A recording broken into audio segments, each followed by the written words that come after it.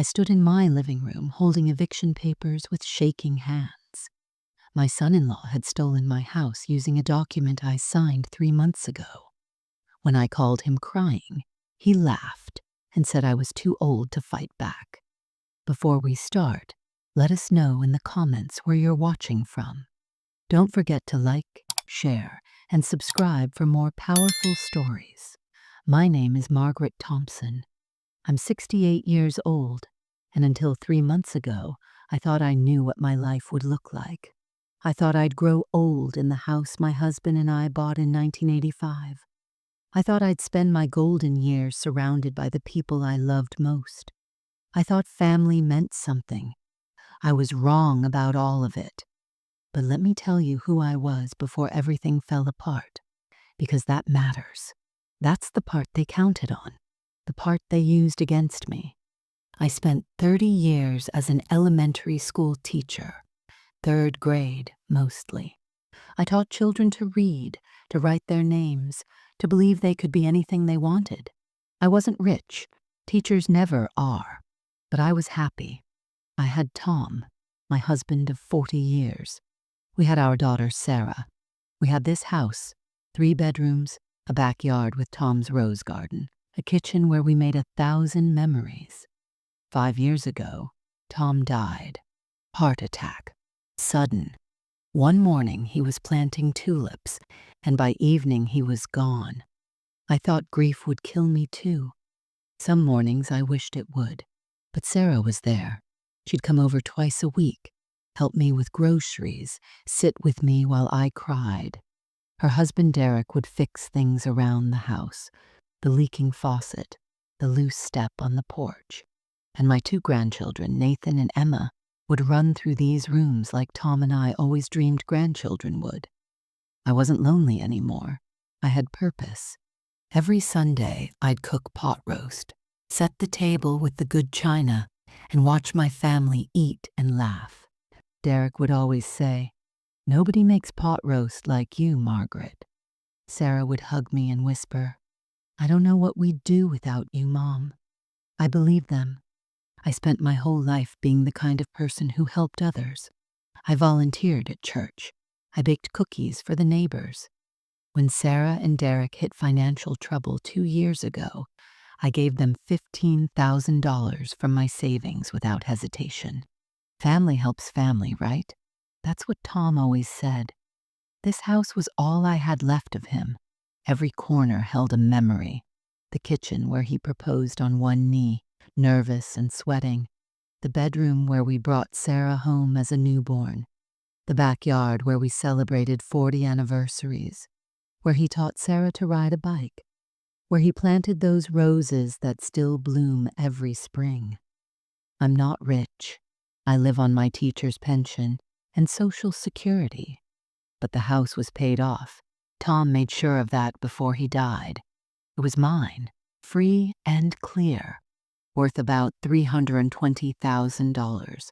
My security, my legacy, the one thing I could leave to Sarah and the grandchildren.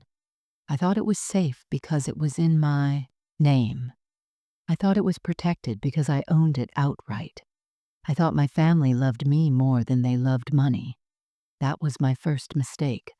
My second mistake was trusting my son-in-law when he showed up at my door 3 months ago with papers and a smile saying, "Margaret, we need to talk about your future."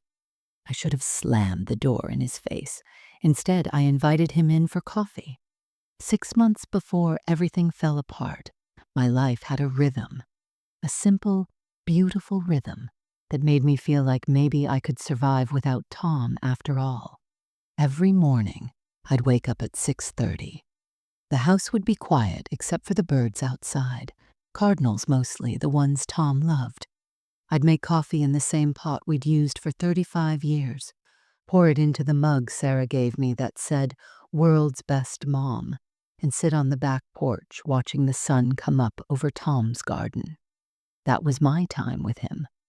I'd hold his photo, the one from our 35th anniversary, and tell him about my day, about the neighbors, about Sarah and the kids. Sometimes I'd cry. Sometimes I'd laugh remembering stories. But every morning I'd say the same thing. I miss you, honey, but I'm okay. I'm going to be okay. And I meant it. Tuesdays were library days. I'd volunteer at the children's reading program from 10 to 2. Watching those little faces light up when a story got exciting reminded me why I became a teacher.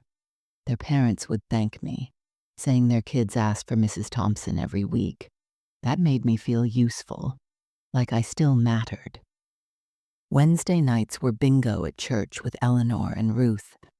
We'd been friends for 40 years, since our kids were in Sunday school together. We never won much, $5 here, 10 there, but that wasn't the point. The point was the laughter, the gossip, the feeling that life wasn't over just because we'd buried our husbands. Eleanor would always say, "Margaret, you need to get out more. Maybe try one of those dating websites." Ruth would smack her arm, and I'd laugh until my sides hurt. Dating? At 68? With Tom's photo still on my nightstand? No, thank you. But Fridays. Fridays were my favorite. That's when I'd start preparing for Sunday dinner. I'd go to the grocery store, buy the ingredients for pot roast, pick up fresh flowers for the table. The house would smell like onions and garlic and the rosemary Tom planted by the back door.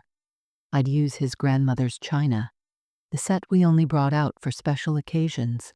Every Sunday was a special occasion now. Sarah would arrive around 2 o'clock with Derek and the kids. Nathan would burst through the door yelling, "Grandma, we're here." Emma would show me whatever art project she'd made that week. Sarah would kiss my cheek and say, "Something smells amazing, Mom." Derek would always offer to help.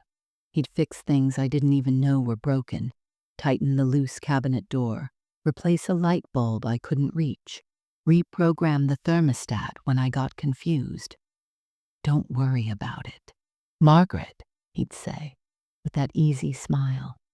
"That's what family's for." We'd eat dinner around the same table where I'd fed Sarah as a baby. We'd talk about the kids' school, Derek's job in insurance sales, Sarah's work at the dental office. After dinner, Derek and Nathan would throw a football in the backyard while Sarah helped me with dishes. Emma would sit at the kitchen table doing homework, asking me to quiz her on spelling words. Those Sunday evenings, with my kitchen full of voices and laughter and the sound of dishes clanking, I'd think, this is what Tom and I worked for. This is what 40 years of marriage and sacrifice and love built. A family, a legacy, something bigger than just us. I'd look around my house, my beautiful, modest, paid-off house, and feel grateful. I had everything I needed. I had no idea someone was planning to take it all away. It was a Thursday afternoon in March when Derek showed up alone. That should have been my first warning sign. Derek never visited alone. It was always Derek and Sarah together, or Derek with the kids. But that Thursday, he knocked on my door at 2 o'clock. No Sarah, no children, wearing a button-down shirt like he'd just come from somewhere important. "Margaret, hey, got a minute?" His smile was friendly, but something about it felt rehearsed. "Of course, sweetheart. Come in. I just made lemonade." I was always making something. Cookies, lemonade, iced tea. That's what grandmothers do. He followed me into the kitchen, but he didn't sit down right away. He stood there, shifting his weight from foot to foot, looking at the folder in his hands like it might bite him. "Is everything okay?" I asked, suddenly worried. "Is Sarah all right? The kids?" "Everyone's fine," he said quickly. Too quickly. "Actually, that's kind of what I want to talk to you about. Sarah and I have been worried about you." I felt my chest tighten. Worried? About me? Why? He finally sat down across from me, placing the folder on the table between us. "Margaret, you're living alone in this big house. You're 68 years old. What if something happened? What if you fell or had a medical emergency, or, God forbid, something worse. I didn't like where this was going. Derek, I'm fine. I get around just fine. Dr. Patterson says I'm healthy as a horse. I know. He held up his hands like he was calming a spooked animal. But we need to plan ahead. Be smart about this. Sarah's been losing sleep, worrying about you. That got me. The idea of Sarah lying awake worrying about me made my heart ache. I never wanted to be a burden to her. Derek opened the folder and pulled out several papers, already printed, already filled in with my name. This is a power of attorney, he said, sliding it toward me. It's just a legal document that says if you're ever in the hospital or unable to make decisions, Sarah and I can handle things for you. Pay your bills, talk to doctors, take care of the house, that kind of thing. I stared at the papers. The words were small, legal language I didn't understand. I don't know, Derek. This seems like a big step. It's really not, he said, and his voice had an edge to it now. Impatience, maybe. It's just a precaution. Everyone does this. It's responsible planning. Can I show this to my friend Eleanor? She used to work in a lawyer's office. Derek's face changed. Just for a second, his easy smile disappeared, and something cold flashed in his eyes. Margaret, it's a standard form. There's nothing complicated about it. Unless... He paused, letting the word hang there. Unless you don't trust us. There it was, the knife, wrapped in concern. Of course I trust you, I said automatically, feeling guilty for even hesitating. This was my son-in-law, the father of my grandchildren, the man who'd helped Tom in his final months, who fixed my roof, who called me Mom. Then what's the problem? Derek pushed a pen toward me. Sign here and here and here. Takes 2 minutes. Then we all have peace of mind. My hand hovered over the pen. Every instinct in my body was screaming at me to stop, to wait, to think about this. But Derek was staring at me with those expectant eyes, and I could hear his words echoing. Don't you trust your own family? I picked up the pen. That's great, Margaret, Derek said, and his smile was back. You're doing the right thing. Sarah will be so relieved. I signed my name 3 times, on 3 different pages, not reading the small print. Derek scooped up the papers before I could change my mind. I'll get these filed. You don't have to worry about anything now. After he left, I sat at my kitchen table for a long time, staring at the empty space where those papers had been. Something felt wrong, but I pushed the feeling down, deep down, and told myself I was just being paranoid. That was my biggest mistake. That night, I couldn't sleep. I kept replaying the afternoon in my mind, Derek's nervous energy, the way he'd pushed the pen toward me, how quickly he'd left once I signed. At 2 a.m., I got out of bed and went to the filing cabinet in Tom's old office. I opened the drawer where I kept important documents, the deed to the house, my will, Tom's death certificate. I looked for the copy of the power of attorney Derek said he'd leave me. It wasn't there. Maybe he forgot, I told myself. Maybe he'll mail it to me. Maybe it's not important to have a copy. I made chamomile tea and sat at the kitchen table, Tom's photo in front of me. I'm being ridiculous, aren't it? I whispered to his picture. This is Derek. He loves Sarah. He's been good to us. I listed all the reasons I was wrong to feel suspicious. Derek had been in our lives for 12 years. He'd been patient with Tom during those final terrible months when cancer made my husband confused and angry. Derek had never complained, never walked away. He'd drive Tom to appointments when I was too emotional to handle it. He'd sat with us in the hospital the night Tom died. When Sarah and Derek got married, Tom had pulled me aside and said, "That's a good man our daughter found." Not perfect, but good enough. He'll take care of her. Tom was usually right about people. Derek had helped me countless times since Tom passed. When my water heater broke at midnight, Derek came over in his pajamas to fix it. When I got confused filing my taxes, Derek spent 3 hours walking me through the forms. When neighborhood kids kept cutting through my yard and trampling Tom's roses, Derek built a small fence to protect them. These weren't the actions of someone who wanted to hurt me.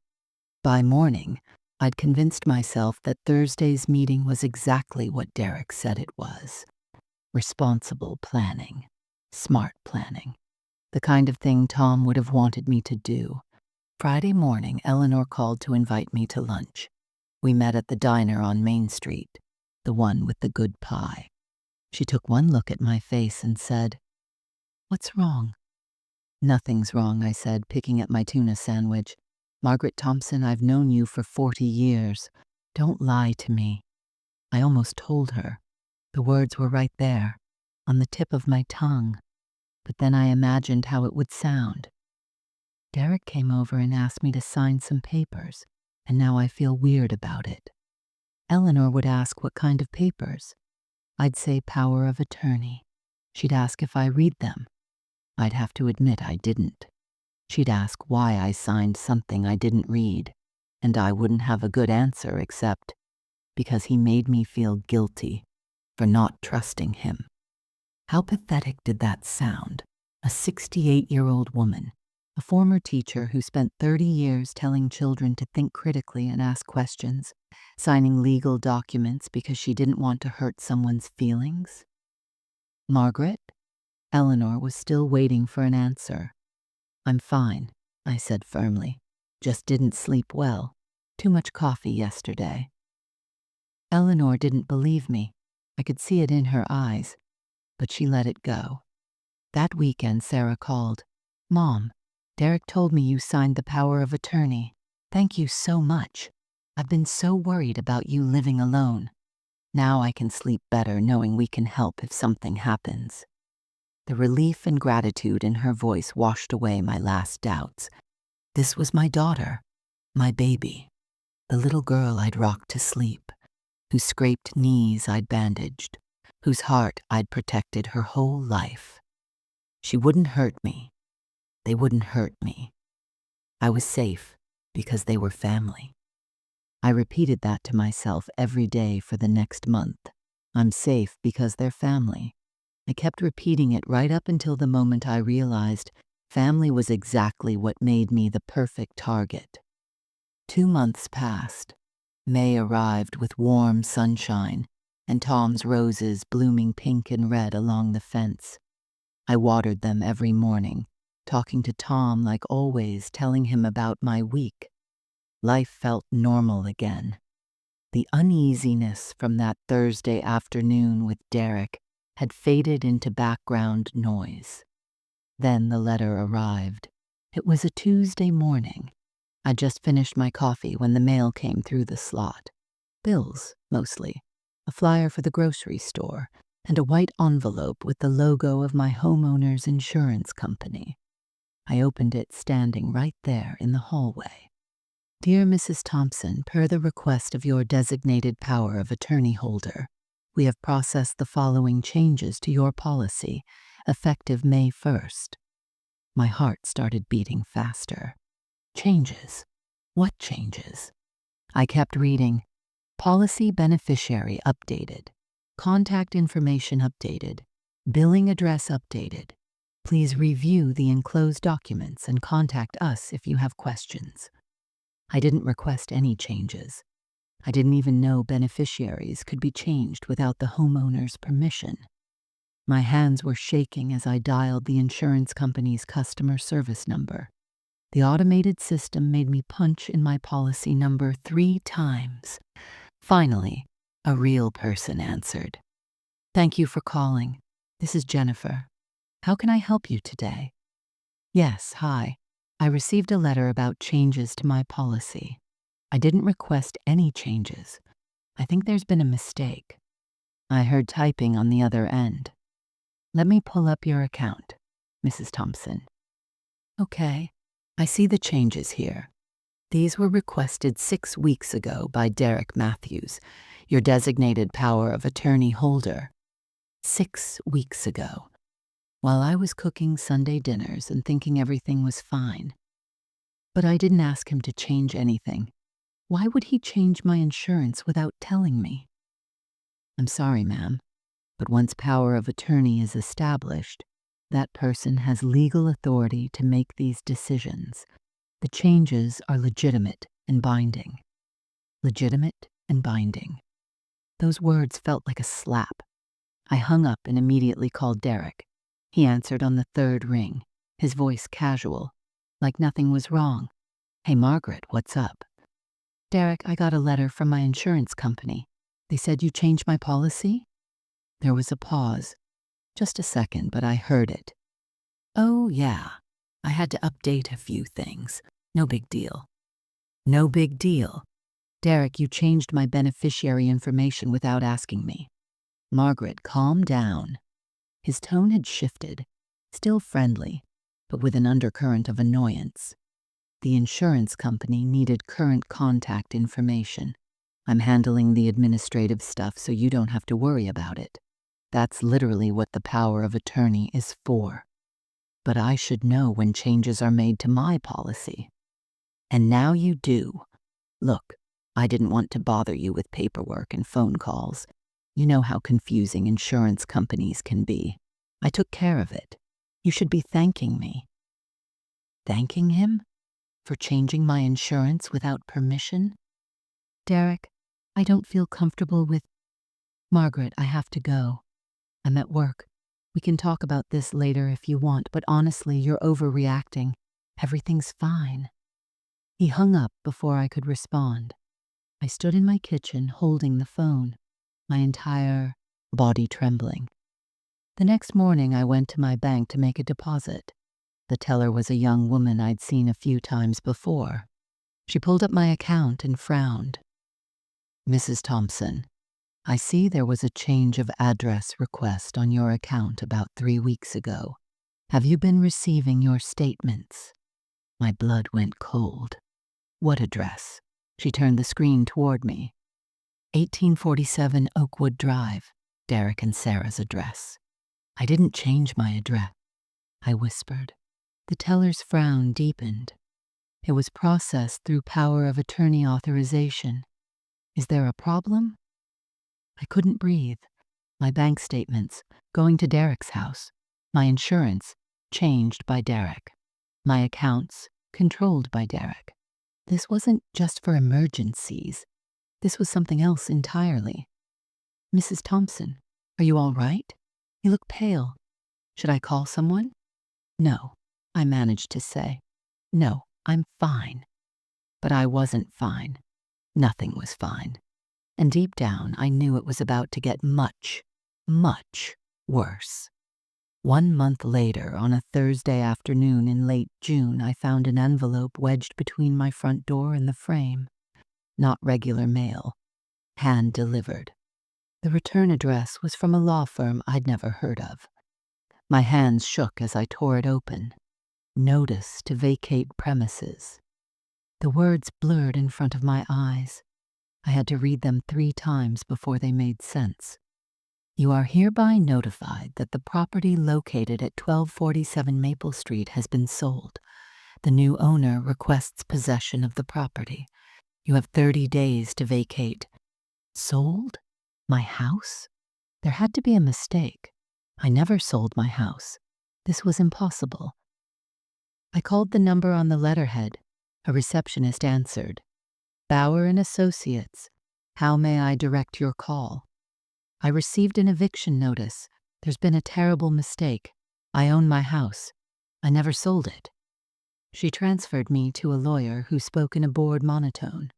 Mrs. Thompson, according to our records, the property was sold 6 weeks ago through a legitimate power of attorney transaction. The sale is legal and binding. Who bought it? Who did this? I'm not at liberty to discuss the details, but I can assure you the transaction was properly executed. You have 30 days to vacate. My legs gave out. I sank onto my kitchen floor, still holding the phone. This couldn't be real. This couldn't be happening. With shaking fingers, I dialed Derek's number. He answered on the first ring. "Derek?" My voice broke. "I got eviction papers. They say my house was sold. Please tell me this is a mistake. Please." There was a pause, then Derek's voice, calm and cold. "Margaret, we need to talk about this." "Talk about what?" I was crying now, full sobs. "This is my house. How could it be sold without me knowing?" "You signed the power of attorney, Margaret. That gave me full legal authority to manage your assets." The words hit me like physical blows. Manage my assets? You sold my house? Let's be realistic here. You can't take care of this place anymore. You're 68 years old. You can barely manage the stairs. The yard's too much for you. Sarah and I decided. Sarah knows? The betrayal cut deeper than any knife. Of course Sarah knows. She agreed this was the best decision. You need something smaller, more manageable. We sold the house to a development company for $320,000. Good price, actually. I couldn't breathe, couldn't think. "You sold my home, the home Tom and I built, without even asking me?" I didn't need to ask. That's what power of attorney means. His voice was so matter-of-fact, like he was explaining something to a child. "Where am I supposed to go?" I whispered. "We'll help you find a nice apartment. Maybe one of those senior living places. You'll be happier there anyway. Easier." "Derek, please. This house is all I have left of Tom. This is my life. You can't just—" Then he did something that would haunt me forever. He laughed. Not nervously, not apologetically. A genuine, amused laugh. "Margaret, listen to me. You're too old to fight me. Everything I did was completely legal. You signed the papers. It's done." "How could you do this to me?" I sobbed. "After everything I've done for you, for Sarah, for my grandchildren." "Save the guilt trip. Sarah knows this is what's best. We have 2 kids who need space, and you're sitting on $320,000 worth of property you can't even maintain. We made the smart choice. I have nowhere to go. You have 30 days. I suggest you start packing." The line went dead. I sat on my kitchen floor, the floor where Tom proposed 45 years ago, where Sarah took her first steps, where my grandchildren had played just weeks earlier, holding a phone and eviction papers. Everything I loved, everything I'd built, everything I thought was safe, gone. Stolen by the people I trusted most in the world. I spent that night on my bedroom floor surrounded by tissue boxes and the eviction papers I kept reading over and over, hoping the words would change. They didn't. By morning, something inside me shifted. The crying stopped. The panic faded. In its place came something cold and sharp. I needed to know exactly what they'd done. Friday morning, I drove to the county clerk's office. My hands still trembled, but my voice was steady when I approached the counter. "I need to see the property records for 1247 Maple Street." The clerk, a middle-aged woman with kind eyes, pulled up the information on her computer. "Okay, here we are. Sale completed on June 4th. Sale price $320,000. Buyer is—" She squinted at the screen. "Greenfield Development, LLC. Greenfield Development. I'd never heard of them. Can you tell me who owns that company?" She clicked a few more times. "Business registration filed on January 15th of this year. Primary officer Derek Matthews. Secondary officer Sarah Matthews." The room tilted. I gripped the counter to stay upright. January. They'd formed the company in January. 2 full months before Derek showed up at my door with those papers. "Ma'am, are you all right?" "What's the date I signed the power of attorney?" I asked, though I already knew. She checked another screen. "Filed March 18th, January. Form the shell company. March. Get Margaret to sign power of attorney. June. Sell the house to themselves. This wasn't a sudden decision. This wasn't Derek managing my assets. This was a plan, a calculated, deliberate plan that took months to execute. I drove straight to my financial advisor's office. Tom had used Charles Morrison for 20 years. If anyone would tell me the truth, it was Charles. He looked uncomfortable the moment I walked in. "Margaret, I'm glad you're here. I've been trying to reach you for 3 weeks." "About what?" He pulled up my account on his computer and turned the screen toward me. "Someone liquidated your savings account on May 22nd. The entire balance, $47,000. I tried to call you, but the contact number on file had been changed." My vision blurred. Changed to what number? A number I didn't recognize. When I finally got through, a man answered and said you'd authorized the withdrawal. Derek, of course. "Charles, I never authorized anything. I didn't even know my savings were touched." His face went pale. "Margaret, that's financial elder abuse. The power of attorney allowed the transaction, but if you didn't consent—" "I didn't consent to any of this," my voice cracked. "They sold my house. They stole my savings. What else, Charles? What else did they take?" We spent the next hour going through everything. The full picture made me physically sick. The house, $320,000, transferred to Derek's shell company, then purchased by that same company using my power of attorney. The money went into an account I couldn't access. My savings, $47,000, withdrawn and transferred to Derek and Sarah's joint account. My insurance policies, beneficiaries changed, cash value borrowed against. Small withdrawals over the past 18 months I'd never noticed. $200 here, $500 there. Derek had been skimming from my checking account long before the power of attorney, totaling another $23,000. Total theft, nearly $390,000. My entire life's worth, everything Tom and I worked for, gone. "Why?" I whispered. "Why would they do this?" Charles hesitated, then pulled up a newspaper article on his computer. I did some checking after the savings withdrawal seemed suspicious. Derek's name came up in a lawsuit. Gambling debts. He owes $180,000 to various creditors. And Sarah's business venture, that boutique she opened 2 years ago, failed spectacularly. She's $90,000 in debt. The pieces clicked into place. They didn't just want my house. They needed it, desperately. And they were willing to destroy me to save themselves.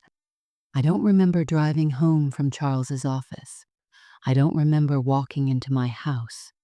The next thing I knew, I was sitting on my bedroom floor, surrounded by photo albums I'd pulled from the closet, crying so hard I couldn't breathe. 40 years of my life scattered across the carpet in photographs. My wedding day. Tom in his suit, looking at me like I was the only person in the world. We were so young, so full of hope. We'd scraped together $5,000 for the down payment on this house. Tom worked double shifts at the construction company.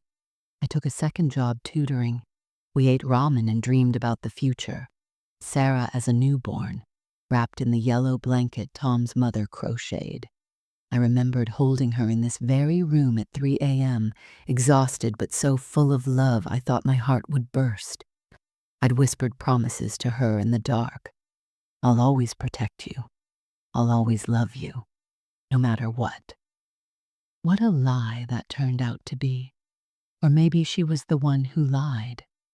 Sarah's first day of kindergarten, standing on our front steps in her new dress. She'd been so scared. What if the other kids don't like me? I'd knelt down, fixed her hair, and said, "Then they're silly, because you're wonderful." She'd hugged me so tight. That little girl grew up to steal my house. Christmas photos spanning decades, birthday parties in this backyard, Sarah's high school graduation, her wedding day, Derek in a tuxedo, promising to love and cherish my daughter. I'd cried happy tears that day. I'd hugged him and said, "Welcome to the family." He'd smiled and called me Mom. I picked up a photo from 2 years ago, the whole family in Tom's rose garden. Tom was already sick but insisted on the picture. "I want to remember us like this," he'd said. All together, happy. 6 months later, he was gone. And now this, the family he'd loved, the daughter he'd raised, had waited until he was safely dead before destroying everything we built. The physical pain in my chest was so intense, I thought I was having a heart attack. I lay down on the carpet clutching Tom's photo and wished I could just stop existing, just disappear. Join Tom wherever he was and leave this nightmare behind. What did I have left? No house, no money, no daughter, no grandchildren. At 68 years old, I'd be homeless in 30 days, with nowhere to turn and no one to help me. "I can't do this anymore, Tom," I whispered to his picture. "I'm so tired. I don't know how to keep going." I closed my eyes and let the darkness wash over me. Then I heard my own voice. It took me a moment to realize. My phone, lying beside me on the carpet, had started playing a voice memo I'd recorded a few days ago. I'd been leaving myself notes, trying to process everything that was happening. My voice, shaky but clear, came through the speaker. "Derek just told me I'm too old to fight him. He laughed at me. They stole everything Tom and I built, and they think I'll just accept it because I'm old and alone and broken." There was a long pause on the recording, then my voice again, stronger this time. "But Tom didn't raise me to be broken, and I'm not done yet." I opened my eyes and stared at the ceiling. Tom's voice echoed in my memory from years ago, when the school board tried to fire me over a budget dispute. "Don't let them push you around, Maggie. You're tougher than you think." I'd fought then, and I'd won. Maybe I had one more fight left in me. Maybe being old and alone didn't mean being powerless. Maybe Derek was wrong. I stood up from the floor. My knees ached. My eyes were swollen from crying. But something had changed inside me. I walked to the bathroom mirror and looked at my reflection. Red, puffy face, gray hair messy. But my eyes, they weren't defeated anymore. They were angry. I spoke to Tom's photo sitting on the counter. "They think I'm helpless. They think I'm too old, too confused, too weak to do anything about this." My voice got stronger. "They're wrong." Tom had worked 35 years in construction, building houses for other people while we saved every penny to pay off our own. He'd come home with calloused hands and a sore back, but he never complained because he was building our future. I wasn't going to let Derek buy a boat with that money. I wasn't going to let Sarah erase her father's legacy to pay off her failed business. "I'm not giving up," I said to Tom's picture. "Not like this." I went to my computer, the one Derek had set up for me 2 years ago, ironically, and started searching. If they could plan for months, I could learn to fight back. I typed, "Can power of attorney be revoked?" Yes. The answer was yes. Is elder financial abuse a crime? Yes. In every state, punishable by prison time. Are recorded conversations admissible in court? I clicked through to my state's laws. One-party consent. That meant, if I was part of the conversation, I could legally record it without the other person's permission. And then I remembered. After Tom died, my grief counselor suggested I start recording conversations to help with my memory and loneliness. Sometimes when we're grieving, we forget important things people tell us. Recording can help you process later, she'd said. I'd been doing it for 6 months, recording conversations with Derek, with Sarah, with everyone. Not to spy, just to feel less alone. to have something to listen to when the house got too quiet. I grabbed my phone and opened the voice memo app. Hours of recordings, dozens of files. I found the one from March 18th, the day Derek brought the papers. I hit play. Derek's voice filled my quiet bedroom. "This is just for emergencies, Margaret. Just so we can handle things if you're ever in the hospital. Everyone does this." Then my voice. "Can I have Eleanor look at this first?" Derek's response. "Unless you don't trust your own daughter?" I had evidence, proof that Derek had manipulated me, pressured me, lied to me. I kept scrolling. The conversation from last week when I received the eviction notice. Derek's laugh, his words, "You're too old to fight me." Then the recording from 3 weeks ago when Derek visited to help me pack. I'd left my phone on the kitchen counter, recording as always. Derek's voice on a phone call to someone. "Yeah, we cleared $320 on the house. Should cover most of the debts. Old lady never saw it coming." My hands were shaking, but not from fear this time, from hope. I had a weapon. Saturday morning, I drove to Legal Aid of Greater Columbus. A receptionist directed me to attorney Patricia Chen, who specialized in elder abuse cases. Patricia was in her 40s, sharp-eyed, with a no-nonsense demeanor. I showed her everything: the eviction notice, the power of attorney, the property records showing Derek's shell company. She studied the documents, her expression growing darker. "Mrs. Thompson, this is textbook financial elder abuse. It's also prosecutable fraud. Can I fight this? Can I get my house back?" Patricia looked up at me. "Do you have any evidence that you were manipulated or that Derek abused his authority?" I pulled out my phone. I have 3 months of recorded conversations. Every lie, every manipulation, everything. For the first time in weeks, I saw something beautiful. A lawyer's smile when she knows she can win. "Mrs. Thompson," Patricia said slowly, "I think we can do more than get your house back. I think we can put Derek Matthews in prison." Patricia Chen didn't waste time. She pulled out a yellow legal pad and started writing. "Here's what we're going to do. This is war, Mrs. Thompson, and we're going to hit them from every angle." She outlined the battle plan. Legal front. File an emergency motion to freeze the property's sale. Report Derek to Adult Protective Services for financial elder abuse. File criminal complaints with the prosecutor's office for fraud and theft. Sue Derek and Sarah personally for intentional infliction of emotional distress.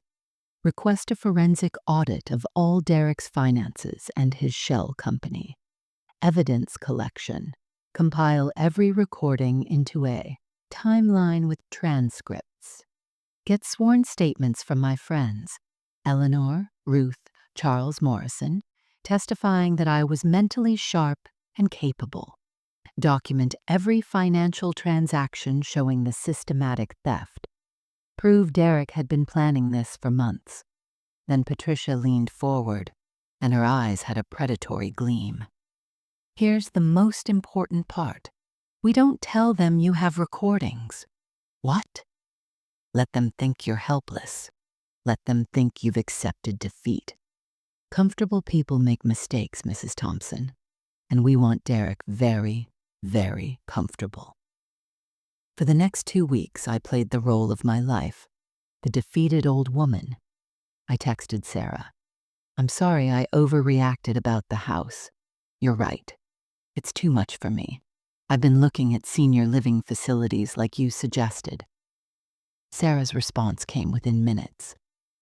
"I'm so glad you're being reasonable, Mom. This really is what's best for everyone." I wanted to throw my phone across the room. Instead, I typed back, "I know, honey. Thank you for looking out for me." Every word tasted like poison. Derek called a few days later, his voice dripping with false concern. "Margaret, I heard you're being more cooperative. That's good. That's really good. Have you started packing?" I made my voice small, broken. Yes, I'm packing. Where should I send my forwarding address when I find a place? We'll figure something out. Maybe you can stay with Sarah's cousin in Indiana for a while. Indiana. Sarah's cousin lived in a trailer park with 5 kids crammed into 2 bedrooms. They were literally planning to make me homeless. Okay, I whispered. Thank you for helping me, Derek. I could hear the satisfaction in his voice. That's what family's for, Margaret. I hung up and immediately called Patricia. I recorded it, every word. Perfect. Keep doing exactly what you're doing. Meanwhile, Patricia was a hurricane behind the scenes. She filed motions. She contacted Adult Protective Services. She got the State Attorney General's Elder Abuse Division involved. She subpoenaed Derek's financial records, his emails, his text messages. But none of this was public yet. Derek and Sarah had no idea the walls were closing in. My church friends became my army. Eleanor brought me meals. Ruth let me store boxes at her house so Derek would think I was actually packing to leave. They came to every meeting with Patricia, took notes, reminded me I wasn't alone. That man always gave me the creeps, Eleanor said one evening over coffee. Tom never liked him either. Did you know that? I hadn't known, but it made sense now. Derek's confidence made him sloppy. He brought potential buyers to tour my house while I was still living there. I stood in the kitchen, phone in my pocket recording, while he showed strangers around like I was invisible. One buyer looked uncomfortable. The previous owner is okay with this sale? Derek laughed. She signed everything. Totally legal. She has memory issues. Anyway, doesn't really understand what's happening. I said nothing. Just watched. Just recorded. 5 days before the scheduled eviction, Patricia called. It's time. Tomorrow morning we hit them with everything. That night I slept better than I had in 3 months. I dreamed of Tom. He was smiling. I woke up at 5 a.m. on the day everything would change. I put on my navy blue dress, the one Tom always said made me look strong, and his grandmother's pearl necklace. I looked in the mirror and barely recognized myself. I wasn't the broken woman from 3 weeks ago. I was someone else now. Someone who'd learned that grief could turn into power if you were angry enough. At exactly 9 a.m., a courier delivered a certified letter to Derek's workplace. Patricia had timed it perfectly. Public, humiliating, impossible to ignore. My phone rang at 9:17 a.m. Derek. What the hell is this, Margaret? He was screaming. I could hear people in the background, probably his coworkers. You hired a lawyer? You're suing me? I kept my voice steady, ice cold. Yes, Derek, I did. You can't afford a lawyer. You don't have any money. I made sure of that. Legal aid takes cases like mine for free, especially when there's criminal fraud involved. Silence. Then, this is ridiculous. Everything I did was legal. You signed the power of attorney. Did I, Derek? Or did you manipulate a grieving widow into signing something you promised was just for emergencies? You have no proof, but his voice cracked. He knew what was coming. I delivered the blow. Actually, Derek, I have every conversation we've had for the past 3 months. Recorded, including the one where you laughed and told me I was too old to fight you. The silence on the other end was beautiful. Including the one where you bragged that I never saw it coming while you boxed up my belongings. You recorded me? He was panicking now. That's illegal. That's entrapment. One-party consent, Derek. Completely legal in this state. My lawyer confirmed it. You crazy old... I'd be careful what you say right now. I'm recording this conversation too. He hung up. Within an hour, Sarah was pounding on my door. Mom, open this door right now. We need to talk. I opened it, phone already recording in my pocket. Sarah stormed in, her face red. "You're suing us? Your own family? The family that stole my house and planned to make me homeless? We were trying to help you." Tears started streaming down her face, her go-to manipulation tactic since childhood. "Mom, you don't understand. We're drowning in debt. Derek made some bad investments. You needed my money, my house. So you decided to steal it. It wasn't like that. We were going to take care of you by sending me to live in your cousin's trailer in Indiana with her 5 kids." Sarah's mask slipped. The tears stopped. Her voice went cold. "You're going to lose, Mom. Derek has real lawyers, expensive lawyers. They'll destroy you in an court. Maybe, but I'd rather go down fighting than roll over for you. What about Nathan and Emma? You're willing to destroy their lives over this?" That hurt, but I stood my ground. "I'm not the one who destroyed anything, Sarah. You did that all by yourself." She left, slamming the door so hard a picture fell off the wall. Within 24 hours, the neighborhood knew. Eleanor and Ruth made sure of it. The church community, the PTA where I used to volunteer. Everyone who'd known Sarah since she was a little girl now knew what she'd done. I saw Mrs. Henderson cross the street to avoid Sarah at the grocery store. The pastor didn't return her phone calls. Parents at Nathan's school whispered. Adult Protective Services showed up at Derek's office. The bank froze the account with the house sale money. The prosecutor opened an investigation, and the court date was set. Monday morning, 3 days away. Derek hired Marcus Webb, an expensive attorney who immediately tried to intimidate Patricia. "Your client will lose everything. We have airtight documentation." Patricia smiled. "See you in court." Sunday night, I couldn't sleep. Tomorrow would decide everything. Eleanor sat with me. "Whatever happens, you fought back. Tom would be so proud." I looked at Tom's photo. "I hope so, honey. I really hope so." Monday morning. Courtroom 5B. 9 a.m. sharp. The gallery was packed, unusual for a property dispute. My church friends filled 2 rows, neighbors I'd known for 40 years, even a few local reporters who'd heard about the case. This wasn't just about a house anymore. This was about justice. Judge Helen Rodriguez entered, a woman in her 60s with steel gray hair and sharp eyes that missed nothing. She'd been on the bench for 22 years. Patricia had done her homework.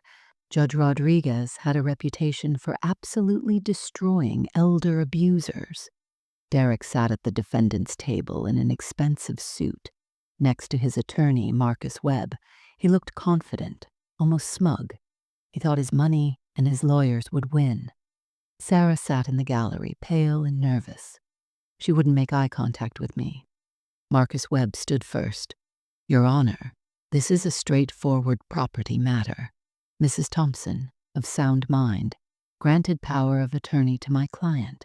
Mr. Matthews acted within his legal authority to make financial decisions in her best interest. Mrs. Thompson's regret does not constitute grounds to void a legally binding contract." He was smooth, confident, presenting documents with flourish. Every transaction was properly documented and executed according to the law. Then Patricia stood up. She didn't raise her voice, but something in her tone made everyone lean forward. "Your Honor, this isn't about regret. This is about fraud, elder abuse, and the systematic destruction of a vulnerable widow's life." She presented the timeline. Derek formed his LLC in January, got the power of attorney in March, sold the house in June. "This was premeditated theft, Your Honor, and we have proof." Marcus objected. "Speculation without evidence." Patricia smiled. "Then let's hear the evidence." She held up my phone. "Your Honor, I'd like to play a series of audio recordings. First, Mr. Matthews convincing Mrs. Thompson to sign the power of attorney. The courtroom went silent. My recorded voice played through the speakers, small, uncertain. "Can I have my friend Eleanor look at this first?"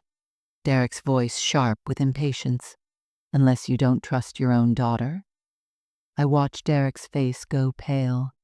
Patricia played the second recording, Derek reassuring me that he hadn't made any major decisions, while he'd already begun draining my accounts. Then the third recording, the one everyone was waiting for. My voice, crying, "This is my house. How could it be sold?" Derek's laugh echoed through the courtroom. Cold, cruel, satisfied. "You're too old to fight me, Margaret." Gasps rippled through the gallery. Someone whispered, "Oh my God." Judge Rodriguez's jaw tightened. But Patricia wasn't done. She played Derek bragging on the phone. "Yeah, we cleared 320 on the house. Old lady never saw it coming." More gasps. Eleanor started crying in the gallery. Then Patricia dropped the bomb. "Your Honor, we subpoenaed Mr. Matthews' emails." She displayed one on the courtroom screen. From Derek Matthews to Sarah Matthews. Date, January 9th. Subject, Mom's house. "Once we get the POA, we can transfer the property and solve our debt problem. She doesn't understand money anyway. By the time she realizes what happened, it'll be too late to fight." The courtroom erupted. Judge Rodriguez banged her gavel. "Order." Derek was sheet white now. Sarah had her face in her hands.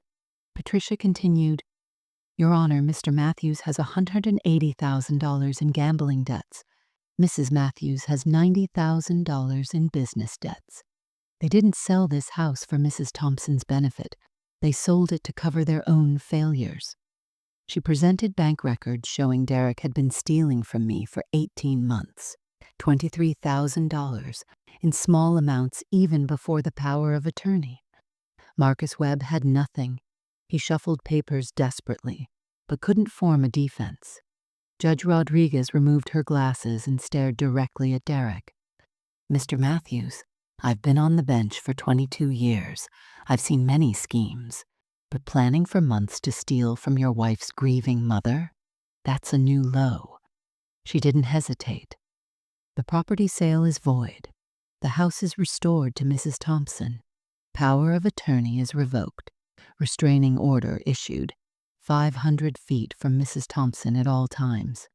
She leaned forward. "And I'm referring this to the district attorney for criminal prosecution. Expect charges for fraud, theft, and elder abuse." Derek stood shouting, "This is insane. I had legal authority."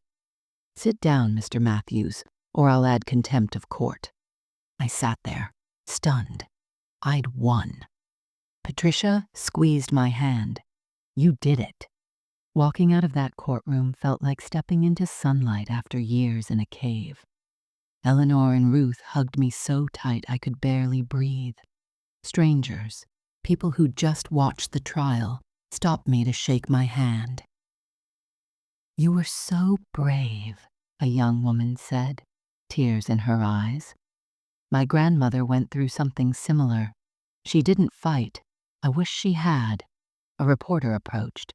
"Mrs. Thompson, how do you feel right now?"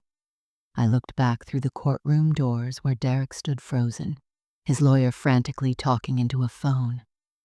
"I feel like I can breathe again." The consequences came swiftly. Within a week, the district attorney filed criminal charges. 3 counts of fraud, 2 counts of theft, 1 count of financial elder abuse. Each carried potential prison time. The $320,000 from the house sale was seized from Derek's shell company and returned to my account. Most of my savings, $39,000 of the original $47,000, was recovered. Even some of the $23,000 from the earlier theft came back through Derek's frozen assets. Derek's employer placed him on unpaid leave after the charges became public. His gambling debts, now public record, brought creditors circling like vultures. He lost his car, his boat, anything of value. But Sarah's punishment was different, crueler, perhaps. She faced social annihilation. The church community that had known her since childhood turned their backs. Mrs. Patterson, who taught her in Sunday school, crossed the street to avoid her. The neighborhood whispered. Parents at Nathan and Emma's school gave her cold stares. Her friends stopped returning calls. She couldn't show her face anywhere without judgment following her like a shadow. The restraining order meant no contact with me. No Sunday dinners, no phone calls, no dropping by with the grandchildren. That part hurt me too. I'd lost access to Nathan and Emma, not by my choice, but because their parents had made it necessary. They were 11 and 13 now, old enough to know something terrible had happened, but maybe not old enough to understand why Grandma couldn't see them anymore. That loss ached in ways the stolen money never could. But I couldn't let guilt destroy me. Not after I'd fought so hard to survive. I changed every lock on my doors. I set up a trust with Patricia's help, ensuring this could never happen again. I worked with a financial advisor who specialized in protecting seniors. I even updated my will, leaving everything to charity. Sarah would get nothing. I started volunteering with an elder abuse prevention organization, sharing my story at community centers and churches. Don't assume family has your best interests at heart. I tell audiences of worried seniors. Trust, but verify. Document everything. You are not helpless. I'd helped 7 people fight back so far. That felt like Tom working through me. 8 months after the trial, Derek was convicted on all counts. The recordings, the emails, the financial evidence. It was overwhelming. The jury took 90 minutes to decide. 5 years in prison. Restitution ordered for every penny stolen. Sarah avoided criminal charges by cooperating with prosecutors, but she was ordered to pay $50,000 in civil damages. She divorced Derek while he was awaiting sentencing and moved to Arizona with Nathan and Emma, trying to outrun her reputation. I received one letter from her, forwarded through Patricia. Mom, I'm sorry. I know that's not enough. I was drowning in debt and made the worst choice of my life. I don't expect forgiveness. But I'm telling Nathan and Emma the truth, that I did something terrible, and you had to protect yourself. Maybe someday they'll understand. Despite everything, you were a good mother. I was the one who failed. I cried reading it.